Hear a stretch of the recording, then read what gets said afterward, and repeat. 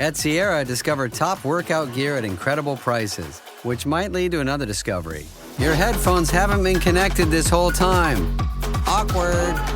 Discover top brands at unexpectedly low prices. Sierra, let's get moving. In postseason football, you need to find that extra gear.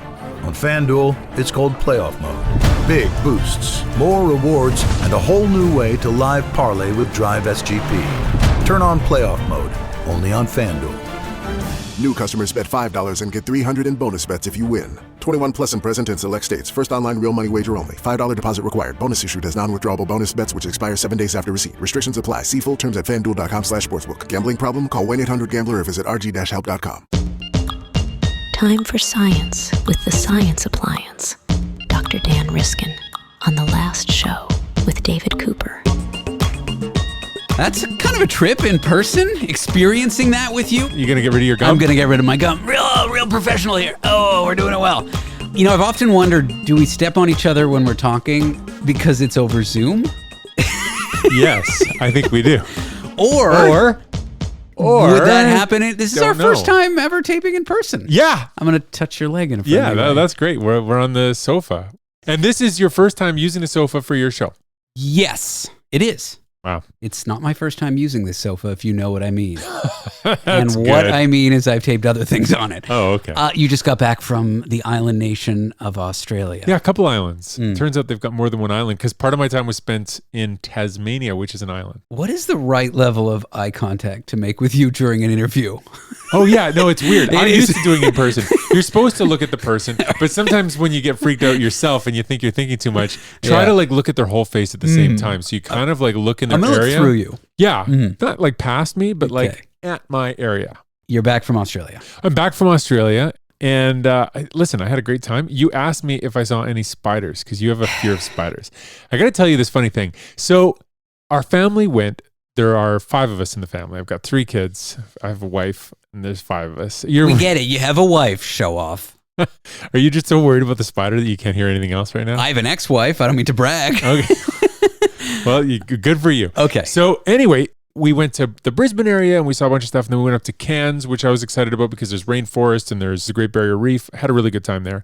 And then the third part, we decided to go to Tasmania. And I was like, why do we go to Tasmania? Because Shelby, my beloved wife, whom you have interviewed on this very show. Show off. Yes. I've interviewed her. She's a river biologist? Yeah, she's a biologist. Some kind. I don't really know what she does. There's rivers Something. involved. She's got another paper just came out. I should pitch that to you after we talk. Done. Book. Okay, good. All right, good. I'll give you a cut too. Nice. Okay, good. A cut of the big money that flies around. Okay, so you and Shelby are in Tasmania. Yeah, because she did her undergrad at this little place in Iowa called Grinnell College. And one of the women that she danced with when she was an undergrad married an Australian and moved to Tasmania. And so we went to see this friend of Shelby's that she had not seen in a long time. Okay. Who had moved to rural Tasmania. Really bracing for the spiders here. How much setup before the spiders? Okay, so anyway, in Tasmania, it's really expensive to rent a car. It's crazy because so they just ride tarantulas like horses or what?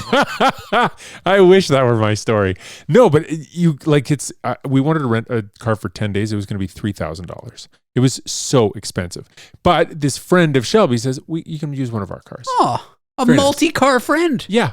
Exactly. A friend rich in automobiles. She has 3 cars. And she said, take our third car. We don't even use it. Can I preempt here? It wasn't the spider car, was it? The one that's... Was. Oh, no. Well, no, but here's the thing. No. They said, like, she was very nice. She was lovely. I'd never met her, but we got along great. And then she had this great husband. He was just a lovely guy. And he gives us the car, and it's all clean, and it's nice. And it's a, what do you call it? Subaru Outback. Great. Oh, so your friend's a lesbian. Yeah. I made that joke like 15 times too. I love it. I think I might be a lesbian because I love that car. Oh, I had no idea. I didn't either. So we take the car and it's like, okay, well, enjoy the car. By the way, oh boy, there is a spider that lives in the dashboard that comes out every once in a while you're driving. Like they cultivated this spider. This is all that, like, it just lives there because they live kind of in a rural area and this spider's taking over the car. And they questions. Said sometimes when you're driving, it just all of a sudden comes out near the rearview mirror. It comes out of the dashboard. Questions. As Australians, was it like, oh, it's the car spider? Like you might have like a car iPhone cable or a car map book or a car condom or a car tampon. It's just a thing that's in the car. Yeah, it's not. Well, they've only got 3 snakes in Tasmania, and they're all venomous, and they can all kill you. And so they treat snakes differently. And he was like, "Oh, let's see if we can find the snake under my pile of rocks." And I was like, "Yeah, let's look for the snake." But the idea, so we had this car for 10 days, and like we were just white knuckling the whole time. The whole I would be in a wreck. I would be in a 10-car wreck. Yeah. I'd be dead. Yeah. I would crash the car if a spider, especially an Australian spider, crawled on me.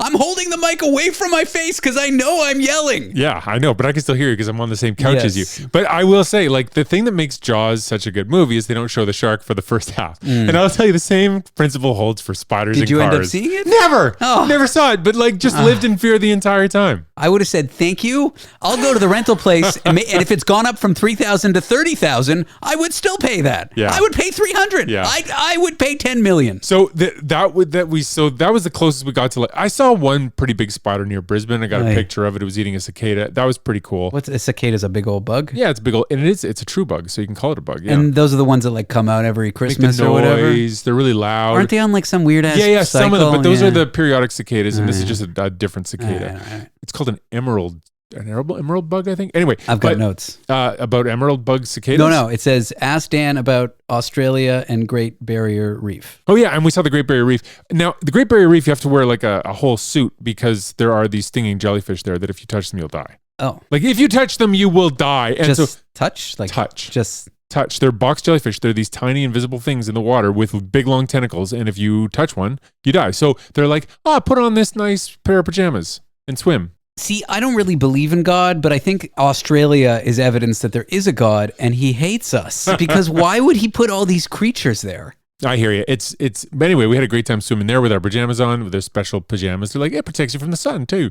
And that was nice. Car. And then on a hike, there was this building and there were some bats in there and I had to stick my head in there. But as I was sticking my head in there, somebody was like, hey, there's a snake next to your head. And I was like, oh yeah. And it was brown. So I assumed it was the Australian eastern brown snake, which is the most deadly snake in the world, or not in the world, but in Australia. It kills people and stuff. So I got a picture of it. It turned out not to be the deadliest snake in the world. I was a little disappointed. But it was an Australian brown snake. It was an Australian brown snake. It was a brown tree snake, which is also venomous, but just not as deadly. But it was brown. And it was it was in Australia. Yeah. So the story So over you saw the an years, Australian brown snake. you know how to tell the story. Exactly. But the only really like deadly creature that I did see, and I saved the story for you. You haven't heard this one. No. So I was with my twins and we went to a tide pool. Like we went like to the beach and it was like, oh, tide pools. Those are nice. Nothing bad can happen in tide pools, right? There's no sharks in tide pools. I assume there's sharks in tide pools. There's no sharks in tide pools. And if there are, they're very small. So we start like flipping over rocks and like flipping over this and flipping over that. And like crabs are coming out. And I'm like picking up the crabs. I'm like, you can touch Don't crabs. be No flipping problem. over rocks in Australia. 9 out of 10 Australians die that way. That every day. So I flip one and then my daughter is like, hey, that's a tentacle. And I was like, what? Get your hands out of there. Because there's one thing with tentacles that could live. Was it the jellyfish? No, it's the blue-ringed octopus. It is a little cute octopus that if you poke it, it turns bright blue. And it can kill you. Like on the spot? I don't know how fast, but it can, people die. They're really cute and they're really deadly. Yeah. Really cute, really deadly. And so there I was. And I was like, well, I got to get a picture of this. Stand back, kids. And then I got a bunch of pictures of it and put it on iNaturalist. And then I was like so psyched. But then like at first I was just really excited. I was like, isn't it great that we got to see this great creature? I've read about them. Like what a magnificent thing. Then I was like, wait, I had you guys like sticking your hands in tide pools for like fully 20 minutes before we found that thing. I don't see any Australians sticking their hands in tide pools anywhere around here. So then I go and like start talking to Australians. And we're staying at this Airbnb and the guy next door, who just loved to chat. I'm like, did you guys ever stick your hands into? Oh gosh, no! You gotta watch out for those cone snails. They'll kill you. And then like the kids heard that, so then my kids are crying because they think they almost died because cone snails kill you instantly. But the cone snails actually that can kill you aren't in that part of Australia, so I think we were okay. But still, I learned a lesson. I should have done a little more digging before I let my kids stick their hands in tide pools. Never leave your house is the lesson if you're in Australia. And have the house treated for spiders before you move in. But they have cute things there, like and snakes that come in the house too. But they have koala bears. Those are really cute. They have wombats. They're really cute. They have patamelons, which is like like you know about kangaroos, and you've heard of wallabies, which is like a smaller kangaroo. Yeah. There's something smaller than that called a patamelon, And they're even cuter. It's a pouched hopper? A pouched hopper. A tiny little one? Not pocket-sized? Not as large small. cargo pocket. You know what I learned? Tasmanian devils, when they give birth to a new baby, which is called a joey. They fart. No, but the babies are the size of a grain of rice. Wow. And they have tons of them because most of them never make it from the birth canal, vagina, up to the... Woo! After dark. Up to the pouch. Ooh, he's saying the words. Yeah. I still can't get over this. Well, it's a podcast. F***ing goddamn car spider. I know. It was really funny. It's like the air freshener. Oh, he just hangs out. But it was funny because like it was just in the background all the time. It was just this context of like, okay, kids, I'm just gonna leave you in the car for a second. They're like, with the spider? Like, and then they'd open a door and they'd see a web and they'd be like, could you get this web off my door? And I'm thinking like if I grew up in Australia, well, I'd be dead because 9 out of 10 Australians die from that rock thing. From that rock thing. But like, would I be so scared of spiders? Because I'm thinking like, on what planet is a casual car spider just a fun family fact? Yeah. On none, except for the planet of Australia, which is a real planet according to 9 out of 10 astronomers, maybe. But I just like, if that's normal there, would I be terrified of them? Would I never leave my house, or would I have acclimated? I don't know. Let's find out. Let's make a web series called David Goes to Australia and Gets Over the Spider David thing. and Spiders. Well, the truth is I'm actually not so scared of spiders like David I used to and the be. Goliath tarantula. It writes itself, man. True. Is that a real kind of tarantula? Yeah, that's a big kind of, yeah. I used to be so scared of spiders, it would like keep me up at night, and I'd walk into rooms and I'd like look in corners and I'd like search for them. One time I saw one in my backyard and my ex-wife came home and all she heard from like the living room where there's a window facing the backyard was tst, tst, tst. And then I came back in and she's like, was that you raid spraying our backyard for spiders? And I'm like, yes, it was. Like I was terrified of them, and everywhere I looked for them, they were there. And the more I saw them, the more I got scared because spiders are everywhere. Oh, yeah. But I don't know. I had some exposure. I basically, I think I've told you the story. I put on a pair of biking shorts. I was biking up at a cottage in Collingwood, Ontario, like north of Toronto, whatever.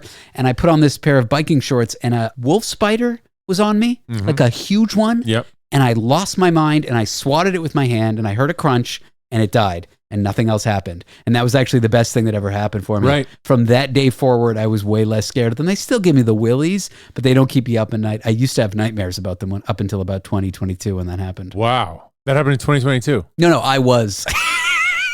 No, I'm 39. It was 17 years ago. I was 20 to 22 years old. Oh, I see. 20 to 22. That was very confusing. Yeah, I know. Written down, that would have made more sense. Sure. That's the real shortcoming of a Anyway, podcast. Australia, was it fun? Was it restful? It was great. Did you have a nice time with your... It was, I mean, it was a month with your family, and so the, the ups and downs of like the normal family things, but it's nice to have the ups and downs and then go to the beach. Like, it was great. Except for the creatures at the beach. Oh, the creatures at the beach. I was up for anything. I keep track of this stuff on iNaturalist, and I take pictures of what I see and I put it on iNaturalist, and I have like over 100 Which is entries. different from iNaturist. That's a different app that's that just you are naked also people. on. Yeah, I am because of the foot thing.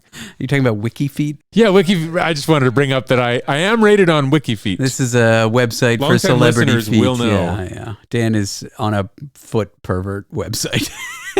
No better way to say it than that. Not so much as a user or visitor of the site, which is how you found it. It's not a website. Well, it is a website for foot perverts. Yes. But you are on it as someone with feet. You are not on it as a regular foot pervert I'm like user. I'm a OnlyFans sort of situation, except I get no money. Or Does it make you uncomfortable? Was it the first time you sort of realized like this is what it's like for women who, men perv off of No.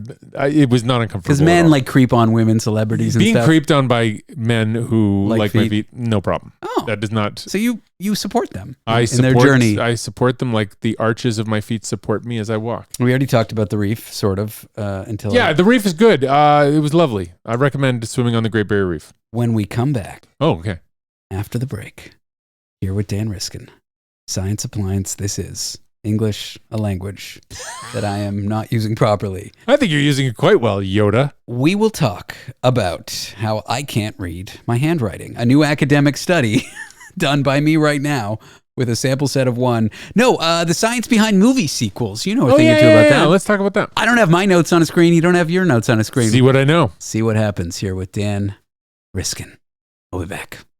And cut. Eczema is unpredictable, but you can flare less with Ebglyss, a once-monthly treatment for moderate to severe eczema. After an initial 4-month or longer dosing phase, about 4 in 10 people taking Ebglyss achieved itch relief and clear or almost clear skin at 16 weeks. And most of those people maintain skin that's still more clear at 1 year with monthly dosing. Ebglyss, lebrikizumab LBKZ, a 250 milligram per 2 milliliter injection, is a prescription medicine used to treat adults and children 12 years of age and older who weigh at least 88 pounds or 40 kilograms with moderate to severe eczema, also called atopic dermatitis, that is not well controlled with prescription therapies used on the skin or topicals, or who cannot use topical therapies. Ebglyss can be used with or without topical corticosteroids. Don't use if you're allergic to Ebglyss. Allergic reactions can occur that can be severe. Eye problems can occur. Tell your doctor if you have new or worsening eye problems. You should not receive a live vaccine when treated with Ebglyss. Before starting Ebglyss, tell your doctor if you have a parasitic infection. Ask your doctor about Ebglyss and visit ebglyss.lilly.com or call 1-800-LILY-RX or 1-800-545-5979. And a 1, and a 2, and I didn't count right. Time for science with the Science Appliance. Dr. Dan Riskin on The Last Show with David Cooper. It's got kind of like a Lua, like a limbo Lua island flavor to it. It's great. It's good music. You know what else is great is your wallpaper. Oh, yeah. It's where, no wait, I'm going to ask you where you got it, but first I want to say what I like about it. You don't want to know where I got it. You don't want to know. Where did you get it? My girlfriend is obsessed with this like design firm. It's called House of Hackney. It is a small room for listeners who are going to Google and see how much my wallpaper costs, but it's not actually that much wallpaper. Yeah. But House of Hackney. I mean, what, are you glad you now? Oh, wow, House of Hackney. Oh, I know a lot about. Well, you're a wallpaper scientist. No, I don't know anything about House of Hackney, but I do like it. And I'll tell you a couple things I like about it. One, it almost looks textured. It looks like if I walked over and touched it, it would be textured. Is it really textured or does it just look textured? It is not. And I didn't put anything to finish it, so don't touch it with your grubby paws. Okay. Some people put like on my front entry, I have wallpaper, and not as expensive. And I put I don't know why I felt the need to add that. Yeah. I put like a layer of thin lacquer. Not lacquer. That is expensive. It's like a finishing. So if something spills on it, it doesn't soak up the liquid or something. All right. Yeah. It looks textured and it looks decorator's varnish. That's what it's called. It looks like cheap lacquer. I know it repeats, but it repeats, like all wallpaper repeats. Although I'm obsessed with the idea of having a room that's done in Penrose tiling because that doesn't repeat, right? It doesn't. Yeah, it'd be great. It'd be so fun to do too. But like, how would you buy that stuff? I don't know. You have to get it custom made. Penrose tiling, for those listening, it kind of looks like repetitive tile looks pattern. Repetitive. But it provably does not repeat to infinity. Yeah, you can't repeat it. But it extends into infinity. It's not like, it's sort of like pi. Like we've proved that even though we haven't calculated every digit because there's not enough time in the universe. Anyway, it's provably repetitive. What were you saying about the wallpaper? Well, anyway, it's hard to see where the repetitions are. I mean, it looks like there's a tree and then you think that it's repeating above it, but that's actually, oh no, that is the same thing. Anyway, it repeats in ways that are not intuitive and it's really fun to look at. And it reminds me, I was in... You're somewhere. Ecuador. Oh. And I was at a hotel, and I went into the bathroom at the hotel. What'd you do in there? And then I went to a urinal in the bathroom, a urinal. And then I peed into the urinal. And while I was peeing into the urinal, I looked straight ahead, as one does. Mm-hmm. Some do. Some look down, some look sideways. I like to look straight ahead. Mm-hmm. And as I'm looking straight ahead, there's a painting, which reminds me of this motif in terms of like the texture. But it was like this 14th century painting of a castle and then a knight and a fair maiden standing in front of the castle. And it was like this nice little picture. But then when you looked closely, she had her nipple out. Ooh-hoo! Just for no reason, she had her nipple out in the picture. And I was like, well, that is an Easter egg in this bathroom. There is a lady hiding in the tree in the wallpaper. I see that, and I have not seen a nipple. I don't think there's a nipple, though. I looked, but we could... You haven't varnished it yet, so we could just get a Sharpie and put a couple, Please don't. The right color Sharpie. Please don't. I can segue into one of my science stories with this. Oh yeah, is it the one about the thing that I said that I remember because it's on my? Oh, about the science behind movie sequels? No, it's not that one. Okay, what is it? It's the redhead one. Oh yeah, that was on my list. I know. Yeah. Evolutionary advantage for redheads. Yeah. Is that it? Well, the whole thing is redheads. It's kind of confusing. I don't know. Do you know any redheads? I do. I have gingivitis. It's that strange brain disease where you find redheads I believe attractive. it's a brain disease. It's a brain disease. It's a brain disease. Where you find redheads attractive. Yeah. Well, so, and to be honest. My girlfriend's a redhead. This study is supposed to explain why redheads exist when having red hair, having that pigment, pheomelanin, is supposed to be such a bad thing because it increases the likelihood skin cancer. But the truth is, I think the reason it exists is for the exact reason you just said. A lot of people find it attractive. So where are your of course knee it in the persists. camera, by the way? My knee is in the camera, but I got to open a lot. All right. Keep going. Okay, go. Don't worry about the camera. Who cares about the camera? Let me just For get those listening, Can we go to camera 3? For those listening, we're going to camera 3. Camera 2? We're filming this. Camera 1. It's being filmed. That's Camera 2. But most people will listen. Camera 3. Yeah, most people will just listen. So now I've assigned your camera names, and you have to use those if you provide the video. Yeah. So I hope it's going to like change your naming convention. And anytime you need camera 3, I'll have to bring my cell phone back because we're using my phone for this one. There's only 2 cameras. Oh, is there? Is that one not on? Not on. Oh, there's no camera 1. Just keep going. I've been presenting to that camera like crazy. I've been flirting with it. Oh, really? Yeah, I've been like, hey, I should have done that. there, camera 1. Yeah. A 2-shot? You don't go to 1-shot. You got to have a 2-shot of both of us. I it. Oh my God. Right, okay, but redheads, recessive so anyway, gene. the Why point do they is, exist? it's not a recessive gene, but it's a deleterious. Well, I guess it is recessive, but that's not what this is about. It's about the idea that it's a deleterious gene. So why does it exist? They did a big study with these birds that have it, which are orange, and they found out that it can break down this one toxin that sometimes is in food called cysteine. It's an amino acid that if you get too much of, it could be poisonous. But who eats too much cysteine? Nobody does. So I don't think that's the reason humans have redheads. I think the human reason is what we talked about. But anyway, there was this whole thing, and it was everybody's excited because they found like an evolutionary purpose for pheomelanin, because that pigment to produce it requires cysteine, so you'll prevent yourself from having cysteine overload because you can break it down and make pheomelanin. But redheads are not the only ones who make pheomelanin.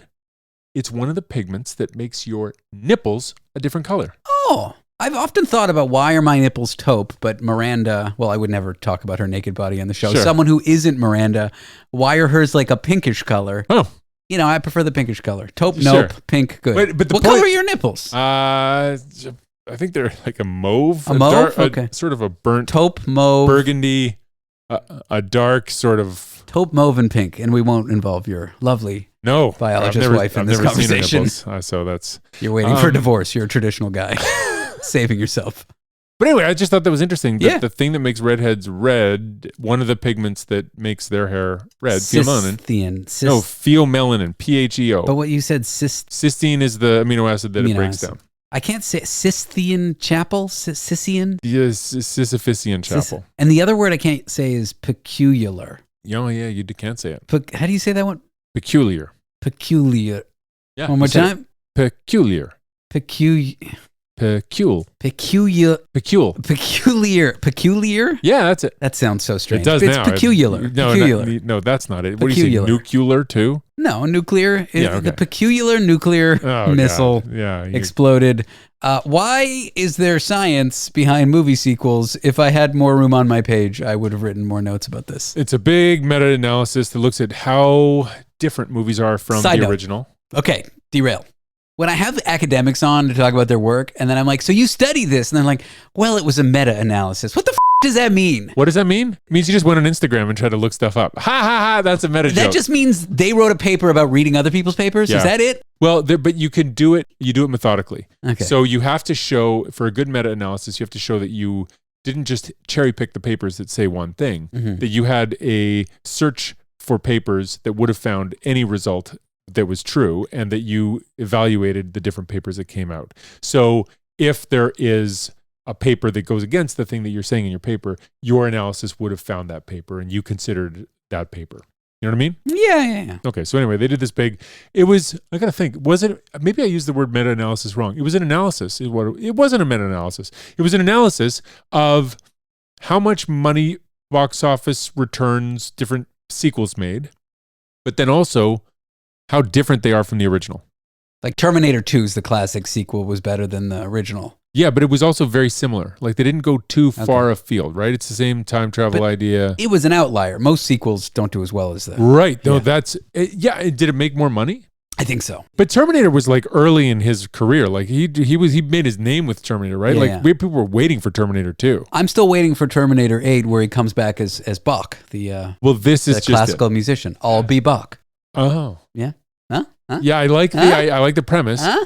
But that's Pretty good. What this study shows is that movies, if they are very different when the second installment of the series comes out, if they're totally different from the original, they don't do very well. Okay. They have to be really similar.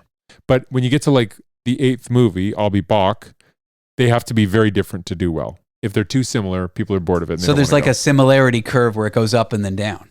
Yeah. Ah. Yeah. So if Terminator 8, Arnold plays Bach in the 1600s. That would go well. You know, what are those? That'd Fugues and such? Yeah. Is that where Bach I'm sure there's more puns. and there was no piano. It was the harpsichord. Yes. Yeah. You could throw a harpsichord at the enemy robots. Yes, and then the harpsichord would melt in the lava, and then he would say, I guess I am Bach. I guess I am Bach. And then he'd die. Yeah. I like it. Yeah, okay. Well, so anyway, that's the... we're ideating, because we're idiots. Ideating? Is that what you meant to say? Yeah. Well, I said it wrong on purpose, because what we were saying was idiotic, but we were also coming up with ideas, so I said ideating. Yeah. Yeah. Okay, so that's an interesting one. The last one I jotted down. Oh no, I lost my page again. Oh geez. Oh wait, I got it. Phone calls, not podcasts, make drivers worse. This is neat. This is relevant to people listening to this. If you're listening to this while you drive, rest assured you're safe. You don't even have to look out the windshield. Unless there's a spider car. Unless it's a spider car. This was not done in a... So I love the spider car idea. That should be an experiment where people are told the spider might jump out at any moment. The Spider Car podcast. It's like Jerry Seinfeld's comedians in cars getting coffee, but you find celebrities who are scared of spiders, okay? And you're the scientist who's not scared of spiders. You just take them for a ride. And you take them for a ride, and will the spider pop out? Will it crawl on them? How will they react? Spider Car. Spider Car. It's a great premise. I do like it. It would have to be who made the spider? Was it the Fiat made a spider? So anyway, there's a famous... Oh yeah, there's a fancy an old car. It's called this one. It's like Alfa Romeo or something. Anyway, okay, so what was the topic again?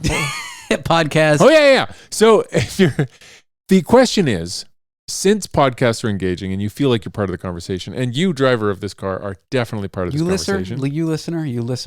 Yeah. Ulysses is also part of the conversation. It's the end of the day. I worked all day. I did a show. Am I going to speak properly? No. No. Be nice. Yeah. Listener, this show's for you. Keep going. Yes, listener. So you feel like you're part of the conversation. So is it just as distracting as talking on the phone when you're driving?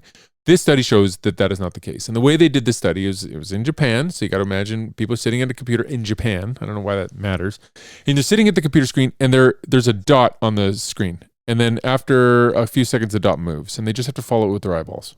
That's it. Dot on the screen, computer, Japan. Got it. Follow it with your eyeballs. Follow it with both eyeballs? Well, pick an eyeball. Okay. They can both go. If you rotate your eyeball all around, is it white in the... at the back? It's not like a white orb. It's just white on. No, I think it's white or pretty far back, and then at the back you're going to have some wiring coming out at the back. So okay, but it's not a ball really. No, it's sort of like a half ball. Yeah, maybe. Yeah, well, it's a ball with some things on the back, and then it's got muscles attached to it that have to move it around. And the cables just are all moving the with the whole at the ball. back. That's the optic. But the optic nerve, does it kind of move with the ball? I don't know if it must have some flexibility. I've never thought about that. I guess it must move a little bit. Must have a little strain relief built into it. I'm here with eyeball scientist Dan Riskin, who knows everything there is to know. I'll say about eyeballs. The podcasts. So what they do is they do the experiment for each person 3 times. One is in silence. How fast can you follow that dot? And the thing is, the dot moves, and you can measure 3 things. One is, how long does it take for the eye to start moving towards the new place? I don't know. Second, how long does it take to get to the new place? Mm-hmm. And then the third is, how long does it take to really like hone in on where it's going instead of like overshooting it and then finding the general area and then getting there? And so there were all these different things they could measure about how well the eyes were doing. And all of them were worse if you were in a conversation. So the control is no noise. The conversation one is you're sitting at the desk looking at the screen, and then the researcher is sitting next to you saying, hey, what's the capital of Italy? Yeah, but you have to talk to a researcher who are annoying. And they got to factor that in. Yeah, I'm going to ask you the questions. These are some real questions from the thing. What is the capital of Italy? It is Rome. Where did you sleep last night? In my bed. What color shirt did you wear yesterday? Great question. Thank you for asking it. That's how I answer a question. I don't remember.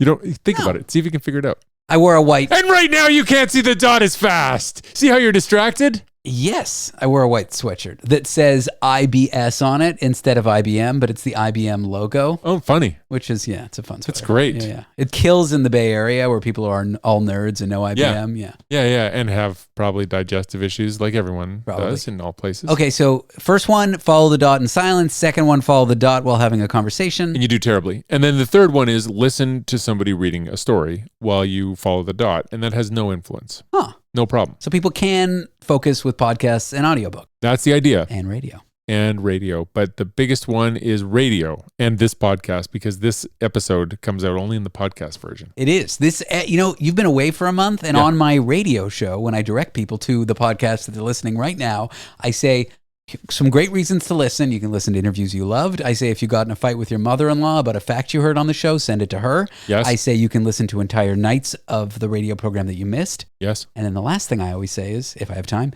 and some extra special bonus content you won't hear on the regular radio program. Yeah, that's me. I'm extra special. Yeah, but I've been saying that for a month and it hasn't been true. Because I haven't been here. But you're here now. I'm back, and now people are getting their extra bonus in my house with the special guy. So yeah, you could, if you wanted to cut at it, you could say, okay, they weren't actually listening to a podcast. They were listening to somebody reading a famous Japanese novel called I Am a Cat. That's a podcast. It's basically the same. You could read that novel and release it and call it the I'm a Cat podcast, and might get sued by the author. No, I think it's old enough that it's probably in the collective. I'm going to do that. Now it's a podcast. Yeah, you could take some liberal translation. Do you like cats? I am a cat. Do you like cats? Yeah, sure. They're delicious. No, I do. I mean, they're fine. I used to have cats. Now I have a dog, and I feel like it's a false dichotomy, but I like animals. Yeah. Yeah. Yeah. And children? My children also like animals. No, do you like children? I know. I'm just being a jerk. Oh, that's good. Idiot. I live for moments like that. Ah, that's great. I like kids. Okay. A few more things to talk about. What are we doing after this podcast? Oh, we're going to have some pizza. So I told you I was coming to New York. Mm-hmm. I'm doing a taping for a TV show tomorrow. Woohoo! Yeah, I'm going to be on television. Wow. It's an after dark show. It's not. It's like those 90s shows on the high up channels. It is not. You get to see a boobie every now and then. No. What, can you talk about it or no? I don't know if I can, so I won't. Really high level? As it's science high related? High level, it might have on it. Are you sure you want to say that? Can I say that? Am I not allowed to say that? It's your gig. I don't know. You should take great comfort that the odds of anyone... Beep it out. That'll be even better. Done. Bleeped. Okay, good. So yeah, is on it. All right, that's bleep number 2. Nice. Yeah, so anyway, I'm doing that. Anyway, I told you that I was coming, and then you're like, ooh, I will... You said you want a pizza. I said, let's go for pizza at that place, because last time I came here, I said, where can I get pizza on the way out of here? And you sent me to a place. Good place, yeah. It was so good. I've been craving it ever since. On Long Island, and I've been in New York 5 years now, so I'm saying it properly. Long Island. When I first moved here, I said in Long Island, and everyone's like, it's on Long Island. Who f***ing cares? Well, you do now. I guess. You've changed. The grandma pie was invented, and it was Italian immigrant moms who wanted to make a quick focaccia-like pizza in a baking tray using an oven that isn't high temperature, a home oven. And so they invented this like thick pizza that's kind of like focaccia-like that they make in a pan. They put it in olive oil, and it gets all crispy, and it's delicious, and they sell it in pizza shops in New York. I'm making you a homemade grandma pie, and it's in the room with us right now. You can't see it on camera, but I needed a hot place to rise the dough, so I basically have us in a sauna in here. It is a little warm, but I'm very excited. So that's the dough. That's the dough. And so after we finish this, you're going to make sauce. Do you need it, or like do you No, make it? You don't make it round. You just put it on this. It's already kneaded. It's in the pan. It's in the final rise. But it's in the not pan. round. It's square. Yeah, it's square. Don't Wow. worry. Don't worry. They're square in the shops too. A grandma pie at a New York pizzeria is square. All right. Well, I guess that's what's happening. I'm looking at camera 1, which is off right now. But you came. We're gonna have pizza. There was something I wanted to say to you. Australia spiders. I forgot it. If I had my computer while we taped this, I would have had my notes and I would have remembered it. But to be honest, it was so great to have you in person. I don't even care. It's worth it. I don't know what great statement I missed, but I enjoyed all the statements you remembered and the ones you came up with on the cuff. It is a joy having you in the wallpapered room. Well, thanks for having me in the wallpapered room on the couch. And Jerry Springer, final thought. What did we learn today? We learned that there's something magical about being in person. And that... That's not Jerry's. You're like maybe David Attenborough? Oh. You know what David Attenborough has named after him? Some sort of species. Yeah, an echidna. No, what's an echidna? Echidna! You can't just say it funnier, and I still don't know what that is. Okay, so mammals have live young, right? They give birth to babies that are like... Sure, yeah. They don't lay eggs, except two platypus and your mama. I don't know. Echidna. Yeah, echidna. Echidna. Yeah, they lay eggs. There's one called Attenborough's echidna. It only lives in Papua New Guinea, but there's one that lives in Australia. And I Wanted to see it so bad. So I dragged my kids. We went all the way to this place called Magnetic Island because... Oh, we're back to Australia now.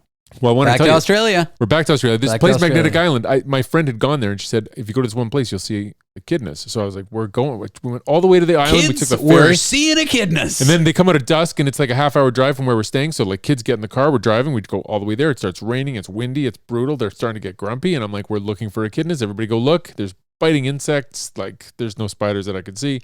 This is before the spider car. So they're just in a normal car. And we saw 0 echidnas and everybody was very mad. And then we go home and then the next day it's raining even more. And I'm like, we're going back for echidnas because we're going to find them. Then we get out there and we spent the whole night and could not find any echidnas. Kids hate their dad at this point. They're like, you're the worst dad in the whole wide world. Shut up, echidnas. Yeah. And Because it has the word. but kid in then it. in Tasmania, my new favorite Australian island, much With the better than- spider car, in the spider car, you see an echidna? 2 cross the road right in front of the car at separate times. And listen, there's no greater pleasure than slamming the brakes for an echidna. Wow. Stand back, kids. Yeah. There's an echidna. But the thing is, like, if we had seen it without that preamble, they would have been like, well, I don't even know. It looks like. But because they had to look for echidnas for 2 full nights and had none, when I said echidna, everybody jumped out. Everybody was running up the street to go get a good picture of this thing, and we got some good pictures. You should try that again. The proper mic technique. When you shout, you move it away from your face. Why, will it still seem like I'm loud? It just won't break up. Okay, I'm going to do 2, and people Yeah. can write in and say which one they like more. We're doing a scholarly meta-analysis of shouting. And I'm going to into randomize, so don't tell people which one's which. Echidna! No. And then echidna! But in a randomized order. Got it. Okay, ready? Mhm. Echidna! Echidna! If you want to be really fancy, start it close, and as you crescendo in volume, you gradually bring it back. Okay. Echidna!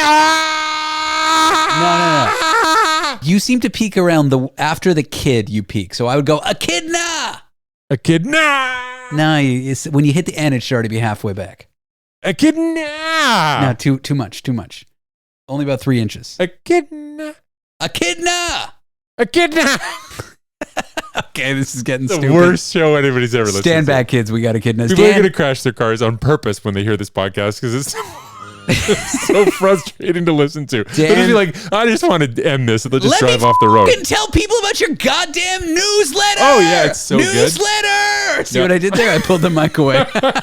Yeah. All right. Follow thebadsignal.com. Yeah. Sign up. Yeah. Weekly news stories Ah. about science. Yeah. Weekly science stories about news. Yes. Sometimes. Could be either. Yep. And And it's fun and it's funny. It's got trivia questions. send it to your mother-in-law to prove an argument. Yeah. I think that's my That's biggest bonus content Yeah, it's right bonus there. content. Dan Riskin, it is a great pleasure having you here. Thank you. Thanks for having me on the show. I so appreciate your time. And I know I sounded sarcastic when I said that. Yeah, you did. But that's, I believe that's you. just my voice. I know. That's I just- mean it. Yeah, I know. It's just my I know. voice. I mean it too. Jerry Springer, final thought. Echidna. Echidna. Okay, that's enough. This time of year, everyone talks about going dry. But at Athletic Brewing Company, we're skipping that because we prefer going athletic, which isn't dry at all. From crisp Goldens to hoppy IPAs and limited releases in between, you'll find something that fits your style. Every single non-alcoholic brew is packed with flavor and the same craft experience you love. So yeah, you could call it dry, but there's really nothing dry about it. Find your new favorite near beer at athleticbrewing.com. Athletic Brewing Company, fit for all times.